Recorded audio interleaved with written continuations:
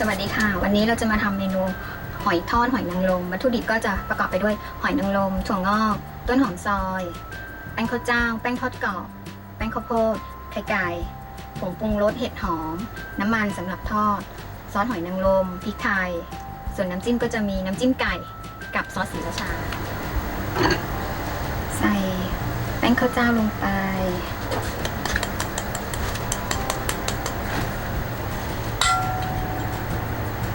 แป้งทอดกรอบ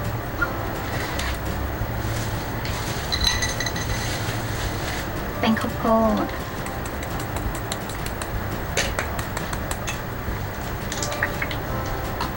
ให้เข้ากัน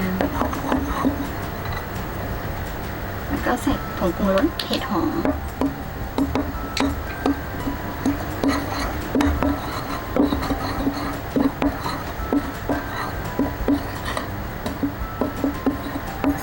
จากนั้นใส่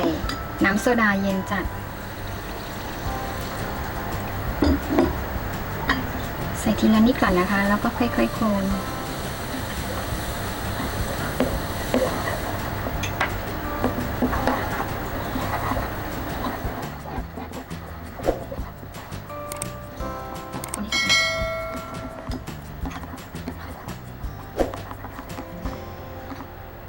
ปรุงรสด้วยซอสหอยนางรมนิดนึง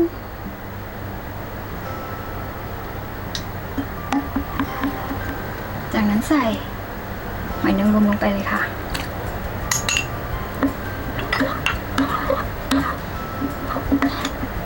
ใส่ต้นหอมไปหน่อยหนึ่งเพิ่มสีสัน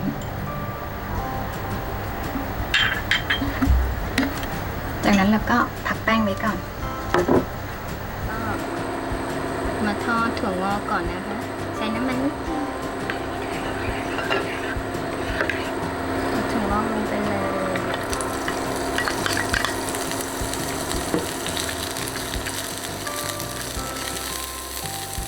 ปรุงรสด้วยพริกไทยนิดนึงค่ะ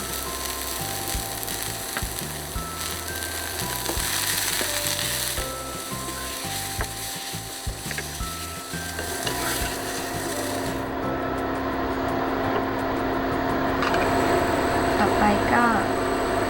ใส่น้ำมันใส่เยอะหน่อยนะคะอันนี้เราจะทอดหอย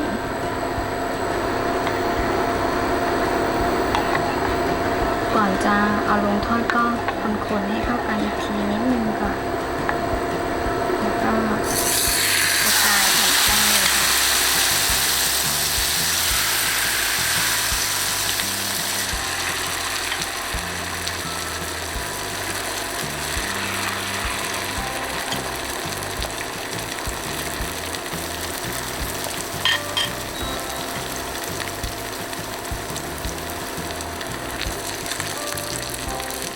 พอแป้งเริ่มกรอบๆนิดนึงแล้วก็ใส่ไข่ได้เลยเราใช้ไข่2 ใบนะคะ